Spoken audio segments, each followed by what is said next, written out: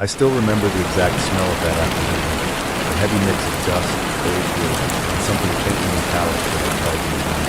It was the day I stayed after school to finish a history project, long after most students had gone home, and the hallways had settled into that eerie silence that only an empty building can create. I never liked being in the school when it was quiet. The place felt different, hollow in a way that felt too personal, as if the walls listened more closely to anyone else's voice. But I told myself staying late was fine. Nothing bad happens in the classroom, I thought. Nothing that isn't already in your head. The history room was on the third floor, tucked into a corner that rarely got sunlight. A single window faced a brick wall, giving everything inside a permanent dimness no matter the time of day. I sat at my desk scrolling through old articles, trying to focus, trying not to think about how the silence pressed against the back of my head. The fluorescent lights buzzed overhead, flickering from time to time in that way that makes your eyes feel strange even when you're not tired. I don't know what made me notice the paper at first. It wasn't on my desk. It wasn't on the teacher's table. It wasn't anywhere someone might naturally leave something behind. It was curled at the edge of the room, right up against the baseboard, as if it had been deliberately pushed for out of sight. I only noticed because I dropped my pen and it rolled farther than it should have, bumping gently into the folded corner of that sheet. It looked like an ordinary sheet was lying over the page. Nothing unusual except for the fact that the writing on it was a deep reddish brown instead of ink. At first I thought it was paint. Art students were always passing from different classrooms. Maybe someone wiped the brush on it. Maybe it was part of a project. But when I picked it up, the texture was gone. The strokes had dried stiff, uneven, and slightly raised on the page. And the color was unmistakable once I let myself acknowledge it. Whatever had been used to write those words had once been used. The message was short, a single sentence, shaky and uneven, like someone had written it while their hands moved. Do not let him follow you home. The chill sank into me so deeply that for a moment I forgot how to breathe. I scanned the room, half expecting someone to step out from behind the desk, even though I'd swear I was alone. My heartbeat thudded loudly in my ears, drowning out the soft hum of the lights. I tried to tell myself it was a prank, an edgy joke someone left a mess with whoever stayed up. But the way the letters were jagged, the way the strokes darkened at the end of each word, as if the writer pressed harder than pain and pain, it didn't feel like a joke. I placed the paper on my desk and tried to go back to my project, but every few seconds I found myself glancing toward the door. I couldn't shake the idea that someone might be standing just outside, waiting. I kept telling myself I was being dramatic. Nothing was happening. Nothing had happened. But fear has a way of drilling into me even when there's no reason for it. Or maybe there was a reason, and I just didn't understand it. About 20 minutes later, I heard footsteps in the hallway. Slow, heavy, not the quick, random tapping of someone walking by. These were paced, deliberate steps. They stopped right outside the history room door. My body froze. I waited for the door to open, or a knock, or something to indicate a normal person was out there. But the silence returned, thick and suffocating. And I finally forced myself to peek through the small window in the door. The hallway was empty. I tried to laugh it off. Maybe I imagined footsteps. Stress plays tricks on your senses. But when I sat back down, I noticed something that made my skin crawl all over again. The paper had moved. Not far, just rotated slightly, as if someone had turned it while I was at the door. I told myself maybe I bumped the desk earlier. Maybe my elbow brushed it, but I hadn't touched my seat when I stood up. Something inside me broke down. I packed my things as quickly as I could, shoving my laptop and books into my bag and shaking my head. I didn't want to look at the paper again, but leaving it there felt wrong, like abandoning a woman who wasn't supposed to be found.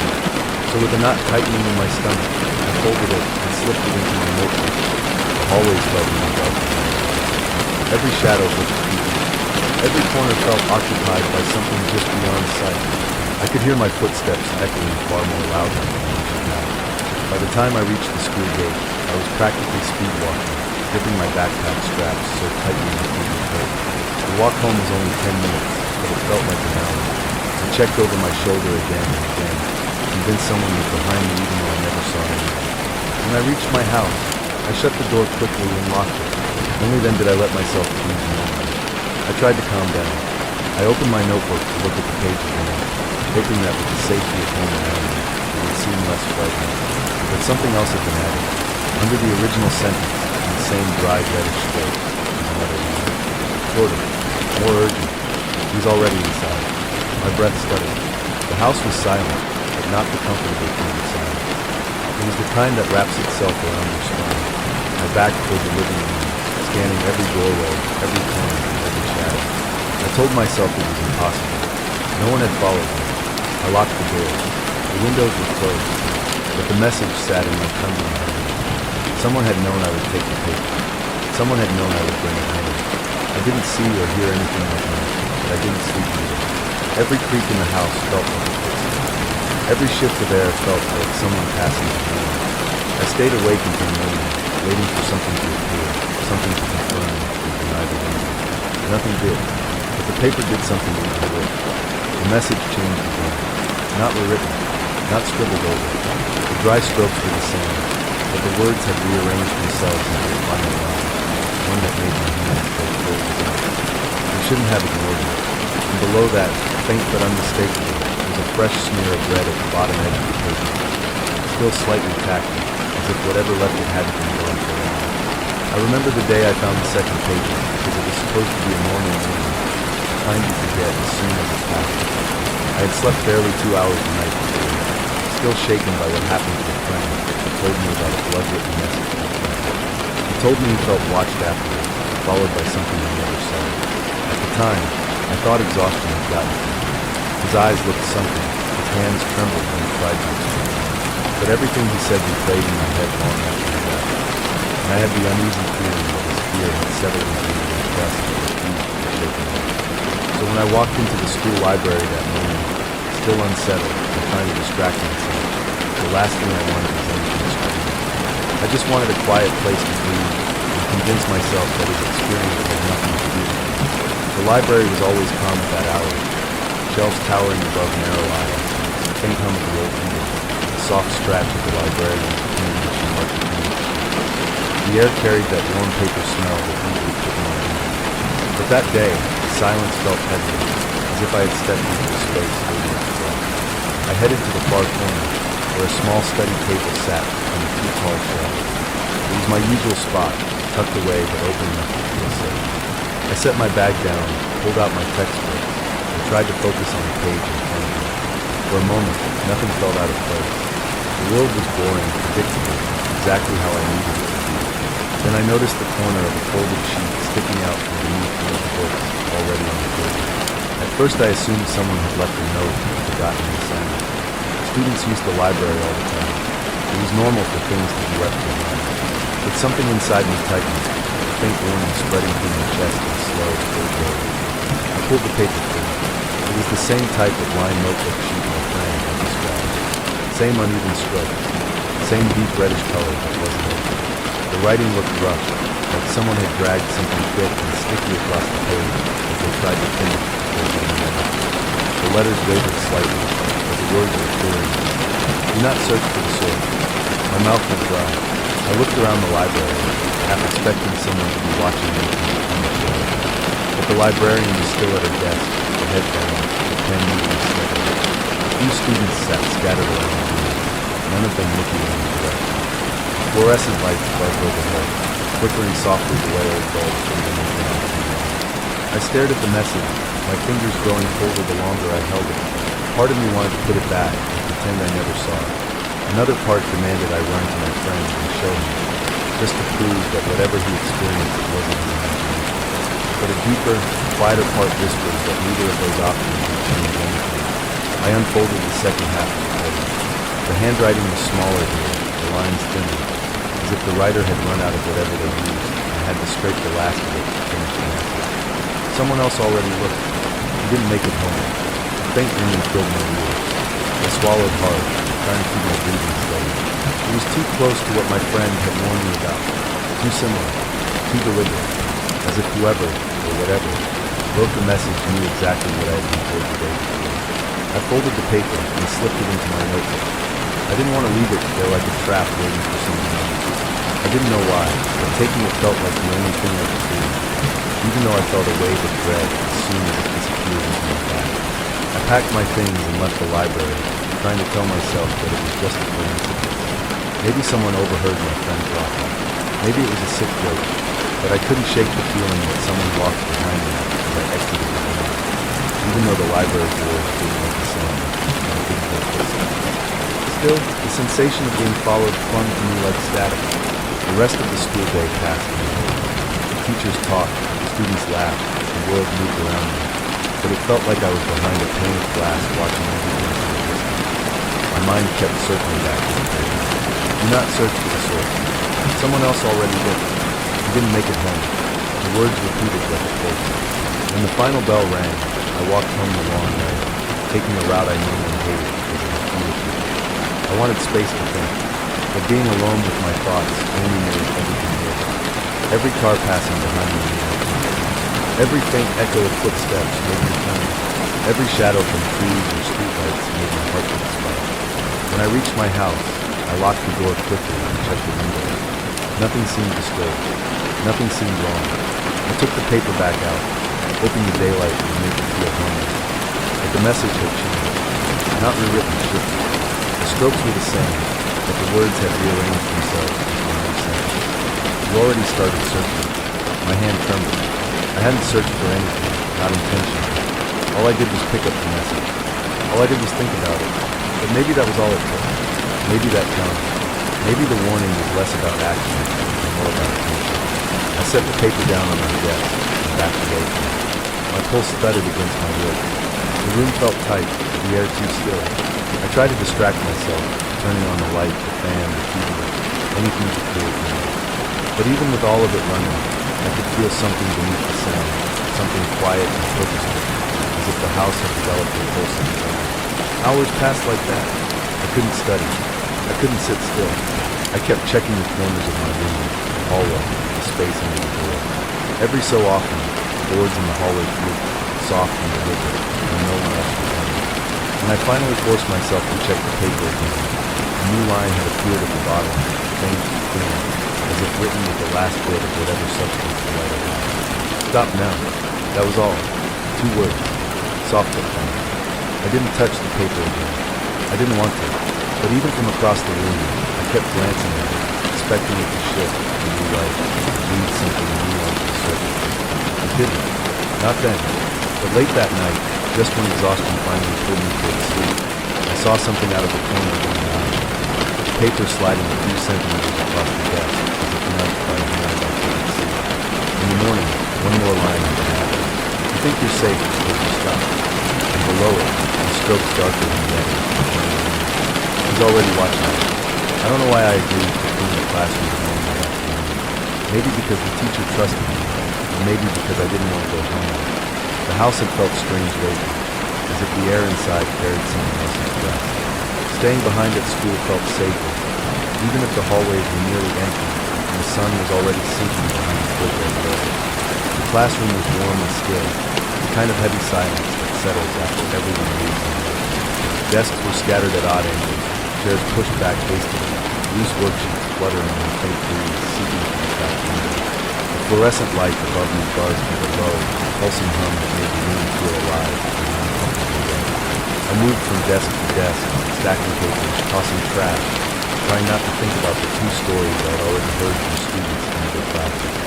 Rumors about blood-written notes appearing where no one should have been, warnings that shifted when no one was watching, messages that didn't behave like anything should be true. I told myself those were just exaggerations, fear spiraling into fiction. But the longer I stayed in that room, the more the stories stirred in the back of my mind like dust catching my breath. It was when I bent down to pick up a fallen worksheet that I saw it, half hidden under the metal leg of the desk in the back wall. A single sheet of lined notebook paper, folded once, stained faintly along the edges with a reddish brown that instantly tightened the surface. I didn't touch it at first. I just stared at the edge peeking out from the dust, hoping I was wrong, hoping it was just a marker that had bled through or spilled paint from my folder. But something about the way it lay there, almost placed but not quite, made my fingers tingle. I forced myself to slide it through. The front of the page was blank, but it felt stiff, textured in a way paper should. I unfolded it slowly, breath tight in my throat. The moment the inside revealed itself, the cold pressure settled on my shoulders. The handwriting was jagged, uneven. Stroke pressure shifted with a written panic between, and the color, deep, dried, unmistakably organic, formed a message across the center of the sheet. Do not clean the last desk. My heart raced. I turned instinctively toward the back of the classroom. That desk, old, slightly warped, legs rusted near the bottom, sat alone in the far corner. No one ever used it. The teacher always said it was unstable and needed repair, but for some reason it was never removed. Students avoided it without knowing why. Until that moment, it was just a forgotten piece of furniture. Now it felt like a present. I swallowed hard and looked back at the message. The second line had been added beneath the first, thinner and shakier than the right. I waited there once. A cold sweat crawled up my spine.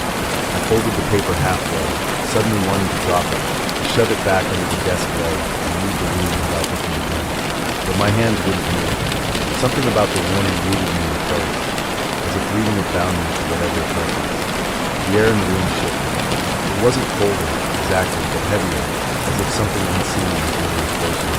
A buzzing light flickered overhead, casting the room into brief, stuttering darkness. I forced myself to breathe slowly. I told myself it was a prank, an illusion, a trick someone played on me. But even as I thought it, my eyes kept drifting towards the last desk, its shadow stretching longer than it took past the polished floor.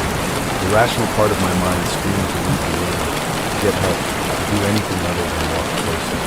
But curiosity has a way of trapping you, and fear pushes you toward the very thing you want to avoid, because your mind needs to see it, to confirm or deny its danger. I stepped toward the desk. Each footstep echoed faintly. The room seemed narrower than before, the walls inching inward, squeezing the air around me. My pulse thudded loudly in my ears. When I reached the desk, I paused, staring at it like it might react. The surface was covered in scratches, not random markings, but long, dragging lines carved deeply into the wood. Lines that looked like someone had scraped them with something sharper than a pencil or dull than a knife. Some marks overlapped. Some were fresh enough that tiny splinters still curled outward from the wood. I reached out slowly, brushing the surface with my fingertips. The wood was cold, too cold, as if it hadn't absorbed any warmth from the room. A faint sound crackled behind me. Paper shifted. I turned sharply. The note I had folded now lay completely open on the floor, even though I hadn't dropped it. The handwriting looked darker, bolder, as though something had traced over it while my back was turned. A new line now stretched beneath the others. Do not stand where I stood. My breath hitched. I looked down at my feet and realized I was standing exactly behind the last desk. The same place someone would stand if they approached a student who sat there. The same place an observer would stand, or a follower. A sharp jolt of fear shot through my chest. I stepped back instinctively, bumping into the desk behind me. The wooden legs squeaked against the floor, the sound far too loud for anything. My pulse spiked and tightened, burning pressure spreading from my chest. I bent down slowly, gripping the blood-written page with trembling fingers. The surface felt warm now, as if absorbing heat from something unseen. I wanted to fold it, hide it, destroy it, anything to stop it from changing. But the moment I lifted it, the letters twisted. Not rewritten, not smudged, shifted. The sentence rearranged itself into a new meaning, the strokes stretching and shrinking in unnatural patterns as the words formed between them. He's close. The room's silence thickened. Not empty, waiting. I didn't think. I bolted for the door, nearly tripping over a chair leg as I sprinted. My hands shook so violently I struggled to grip the door. When it finally turned, I stumbled into the hallway, gasping, the echo of the classroom door slamming behind me. I didn't stop running until I reached the courtyard. Even then, I kept glancing over my shoulder, convinced someone would step out of the doorway behind me. No one did. When I finally made it home, I laid the paper on my desk, telling myself I wouldn't look at it again until morning. But curiosity clawed at me. I checked it every hour. For a while, nothing changed.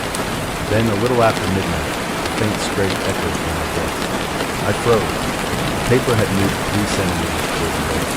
The letters were shifting again, stretching slowly, painfully, as if written by invisible hands dragging across the page. A new line appeared at the bottom, thin and almost delicate. He sat at that desk for a reason. More strokes formed beneath it, thicker, darker, deliberate. And now he knows he noticed. I didn't plan on staying late that day. It was supposed to be a normal practice, light drills, quick laps, small talk with teammates, and then home in time for dinner. But the coach asked me to help lock up the equipment room, because the janitor had gone home. Everyone else left quickly, laughing and chatting in groups that faded down the hallway. I stayed behind, dragging my feet. feeling that strange hollowness that had been building in me ever since rumors about blood-written paper started circulating around the street. People whispered about messages that weren't there before, warnings that shifted, notes that didn't behave like notes. 3 different students had talked about it in hushed voices, each one insisting on being broken. And even though I told myself I was rational enough not to buy into anything like that, tight enemies had been sitting under my ribs for days. The locker room was quieter than usual, the kind of silence that swallows footsteps. The fluorescent lights buzzed overhead, pale and cold.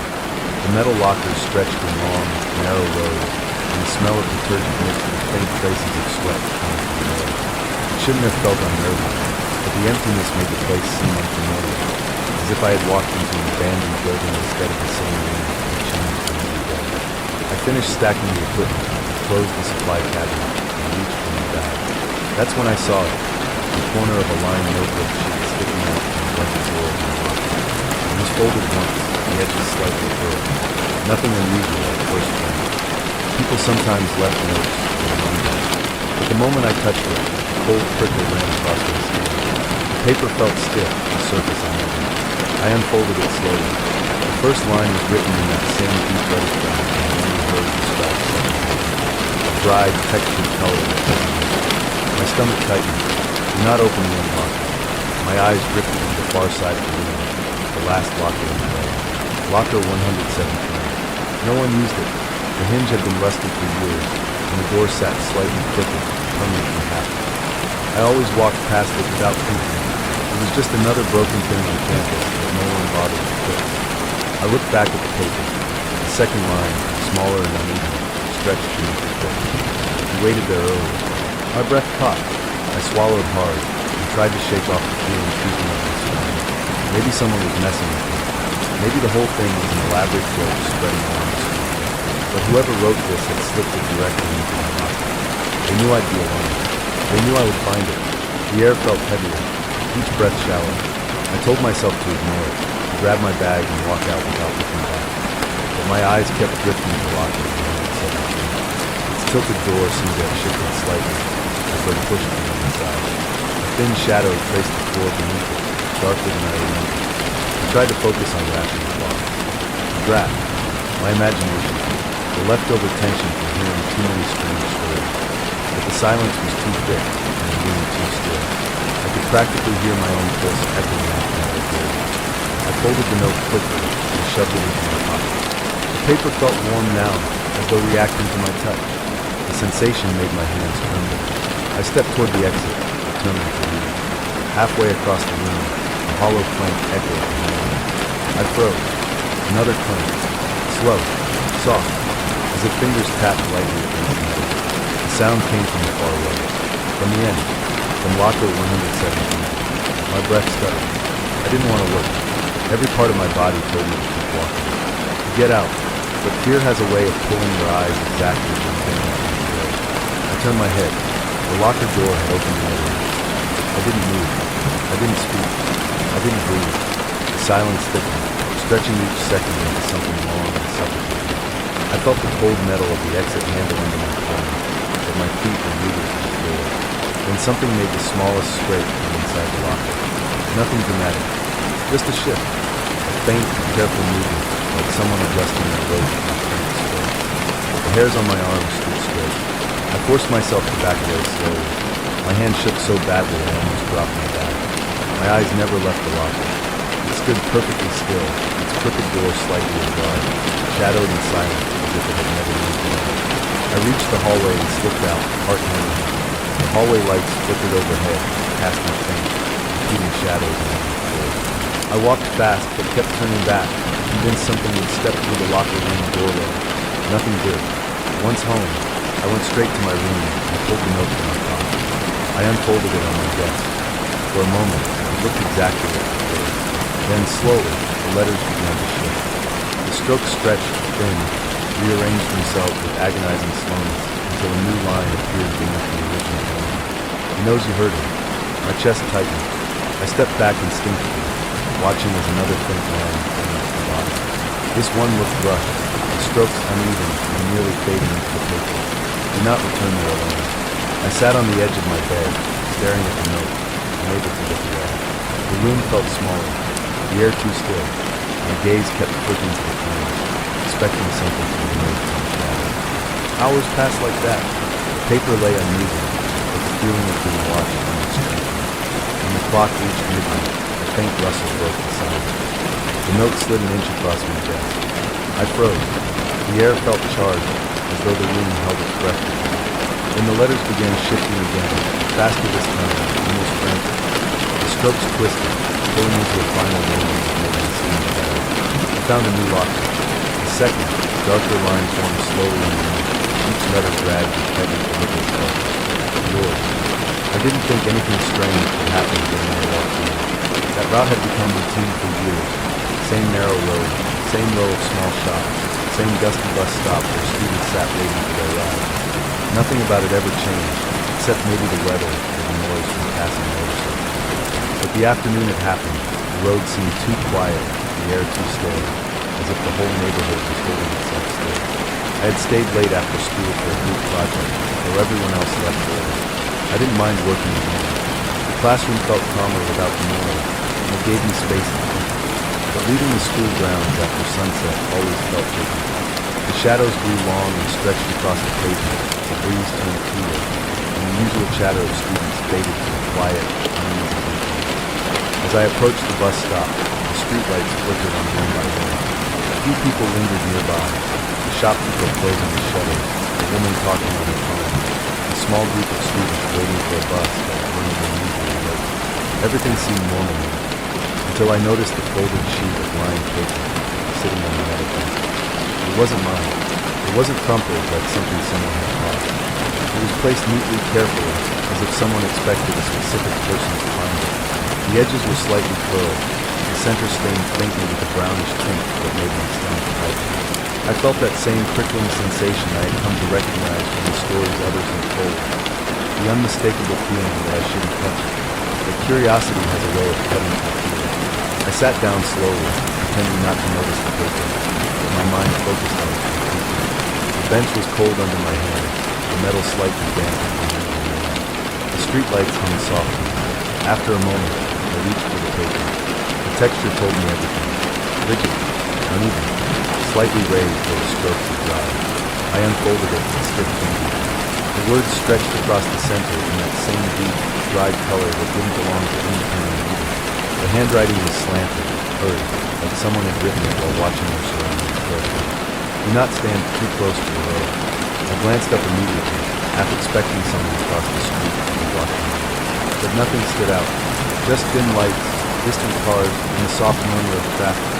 The other students waiting nearby didn't seem to notice anything strange. I looked back at the message. Another line had been added beneath the first, thinner and more uneven. He waits beside passing cars. My chest tightened. I folded the paper instinctively, but my hands shook as I placed it in my lap. My foot tapped uncontrollably against the concrete ground. I tried to rationalize it. Maybe someone wanted to scare students. Maybe it was connected to the other warnings people had talked about. But the more I thought, the less my reasoning mattered. Something about the message hit me deeper than the others I had heard about. This one felt immediate. Close. I scooted back on the bench, farther from the cold. The road suddenly felt too exposed, too vulnerable. Each passing vehicle stirred a brief breeze, carrying dust and a faint smell of exhaust. The headlights flickered across the pavement in all night, shifting beams. A bus passed by without stopping, stirring the air with a low wind. As it went, a figure-shaped shadow flickered along the pavement for barely half a second. Long, thin, stretched unnaturally, like it didn't belong to the vehicle or anyone nearby. I blinked hard. Maybe it was my imagination. Maybe it was the angle of the headlights. Maybe I was already too influenced by the paper. I looked down at the note again. The handwriting had shifted. Not rewritten, shifted. The words realigned themselves into a new, chilling sentence. He stands closest when you look away. I snapped my gaze up, breath catching in my throat. My eyes darted from the road to the alley beside the shop, then to the dimly lit footpath leading to the river. Nothing moved. No one stepped closer, but the air felt tight, pressing against my ribs as though something unseen had narrowed the space around me. The other students chatted quietly. None of them reacted. None of them noticed anything wrong. But I couldn't shake the feeling that something lurked just beyond my peripheral vision, waiting for the right moment when I wasn't watching. I gripped the paper tightly and forced myself to stay alert. Minutes passed. A car rolled by slowly, its tires crunching against gravel. For the briefest moment, as it passed in front of me, I saw the outline of a face reflected in the window, a blurry, elongated shape, watching the bus stop from a distance too close for comfort. My breath stilled. The reflection vanished when the car moved on. The students near me didn't react. Their conversation continued, light and careless, as if nothing had happened. I wondered if I was the only one who could see these things, or if the paper itself made me notice them. The note trembled slightly in my hand. When I looked down again, a new line had appeared, faint and barely formed. He moved closer when the bus passed. My pulse raced. I crumpled the paper halfway, unable to stop staring at it even as fear clawed at my throat. I wanted to leave, to walk away from the bus stop completely, to hide somewhere crowded and bright. But the road home was long, and I didn't want to take it alone. The air grew colder. A breeze brushed past my ankle, soft but deliberate, like the faint movement of fabric. I looked down sharply. Nothing was there. The distant sound of a bus engine broke the stillness. The headlights approached from the far end of the road, glowing faintly in the gathering darkness. The other students stepped forward instinctively, preparing to board. I stayed seated, gripping the note tightly. Something in my gut screamed not to move. The bus slowed as it neared the stop, engine rumbling in heavy, low vibrations that buzzed through the bench. I watched carefully, refusing to look away from the road. Just as the bus tires screeched softly against the pavement, I saw it. A figure-shaped distortion in the headlights. Not a person, not a shadow. Something between the two, standing just at the edge of the road where I had walked minutes earlier. It didn't move. It didn't shift. It simply existed, barely visible, like a shape waiting for someone to take one step too close. My breath caught painfully. The bus doors opened. Students climbed inside. I stood slowly but kept distance between myself and the road. I didn't want to get near that area. Not anymore. When I boarded and found a seat near the back, I looked down at the note one last time. A final line had formed at the bottom, strokes darker than before, as if pressed firmly into the page. He followed the one who ignored the first warning. Another, smaller line appeared beneath it, almost delicate in comparison. And he noticed you were next. I still remember the day I walked into the school computer lab before anyone else. It was early morning, the kind of morning where everything feels strangely muted, like the air hasn't fully woken up yet. I only went that early because our assignment deadline was creeping up on me, and I needed the quiet. But the quiet I found there wasn't comforting. It was the kind of quiet that feels like someone has already been in the room, left in a hurry, and didn't want you to notice. The lights flickered once when I turned them on, revealing rows of computers that looked almost abandoned. My seat was the second row, fifth computer. I had used it every day that week, mostly because it faced the window and I liked watching the courtyard when I got stuck on something. But that morning, before I even sat down, I saw the paper. It was placed directly on the keyboard, a single sheet, slightly curled at the edges as if it had been held too tightly. And across the top half, smeared unevenly like someone used their fingertip instead of a pen, were faint reddish marks. Not bright, not wet, just dull, dry streaks that formed crooked lines. No letters, not a message. Just streaks that looked like someone trying to write but unable to decide what they wanted to say. I didn't touch it at first. Something about it made me hesitate, like it belonged to a moment I wasn't supposed to disturb. The streaks looked almost like rust, but too uneven. It crossed my mind briefly that it could be blood, but the idea felt too extreme for school, so I tried to brush it off. Still, the shape of the streaks made me uncomfortable. They looked deliberate. Not an accident. Not something spilled. More like someone had dragged their finger across the page again and again, trying to get something out. When I finally lifted it, the back was clean. No writing. No name. Just the front, with those marks. I placed it beside the keyboard and tried to start my assignment, but my eyes kept drifting back to the paper. I thought about throwing it away, but something held me back. It felt wrong to just dismiss it, so I left it there. Classes went on as usual. For a few hours, the weird feeling faded. But when I returned for the afternoon lab period, the paper was gone. I assumed a teacher had thrown it out. I didn't think about it again until the next morning, when I found another sheet waiting for me. This one was different.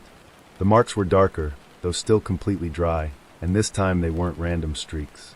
They formed shapes.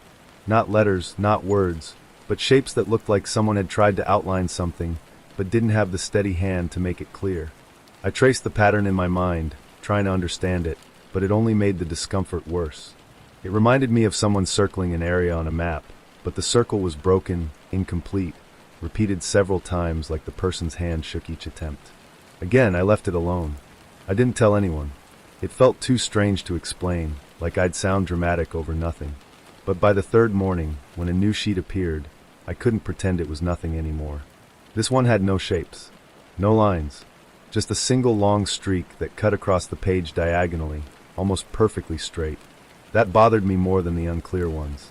The straightness of it felt controlled, intentional, as if whoever left it wanted me to notice the difference. I kept staring at the door that morning, expecting someone to walk in and claim it.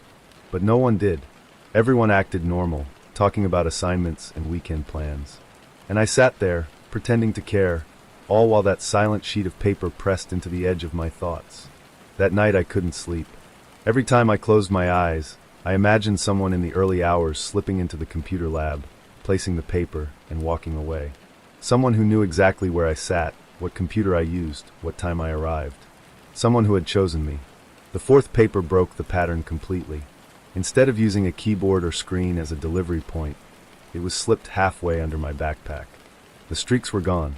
This time there were small smudges, scattered across the paper like fingerprints. Each smudge was oval-shaped, faint but visible. Someone had pressed their fingertips onto the page deliberately, one after the other, like leaving a trail. By then my nerves were fraying. I kept imagining a scenario where someone was watching me the moment I found it, waiting for a reaction. And the worst part was that the smudges were different sizes, like they came from different fingers, maybe even different hands. But the spacing between them felt rhythmic, patterned. I didn't want to understand the pattern. On the fifth day, the paper didn't arrive in the morning. I thought maybe it was over. Maybe whoever had been leaving them was done, or had gotten bored, or realized I wasn't reacting. I almost felt relief. But then during lunch, when I opened my notebook to check something, the sixth sheet fell out. This one was the worst. Not because of the marks, not because of the pattern, but because of where the marks were. Instead of streaks or smudges, the surface had long, thin brush-like swipes across the top margin, layered faintly. And below them, in the bottom right corner, was a shape that was unmistakably the outline of a hand pressed lightly, as if someone had held their palm flat and then lifted it cleanly. No detail, just the outline.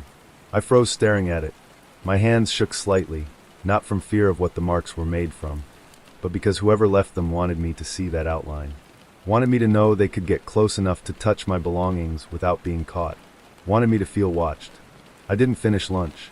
I didn't go back to class. I walked to the administration office and asked to see the lab's security footage. The receptionist told me the cameras in that room had been malfunctioning for weeks. My stomach dropped.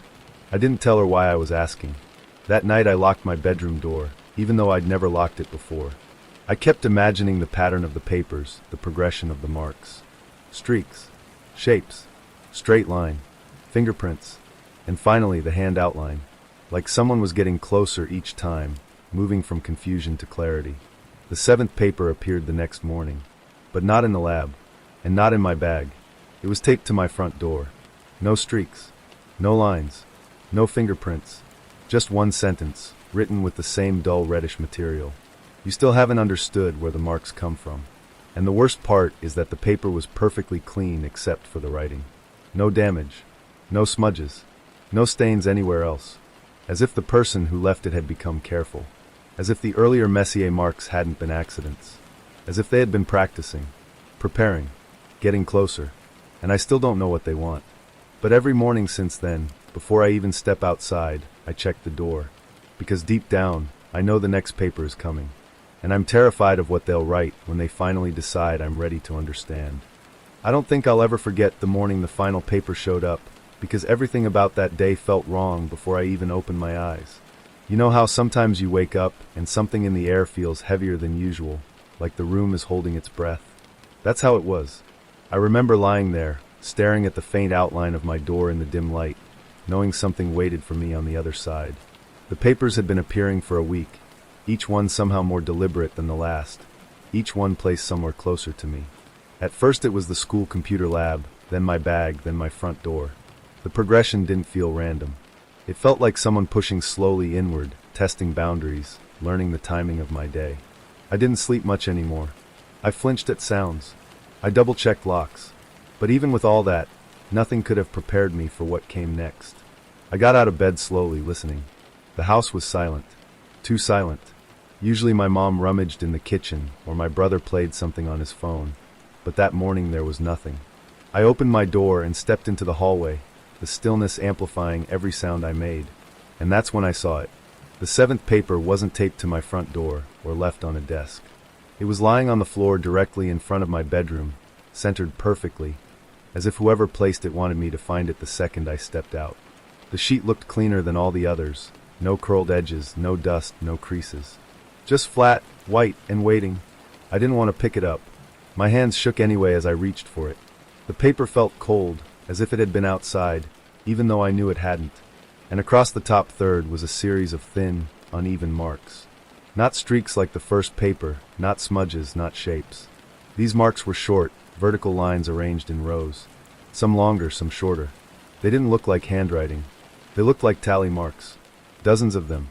At first my brain tried to dismiss it. Maybe it was some kind of texture test, or someone dragging a piece of metal lightly across the page.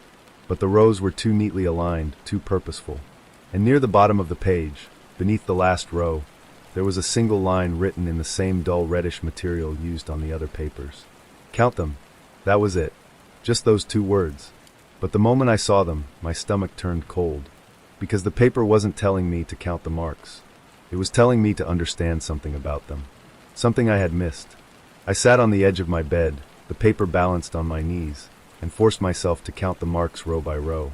There were 71 tallies. Not a round number. Not something symbolic. But when I whispered the final count under my breath, I froze. 71.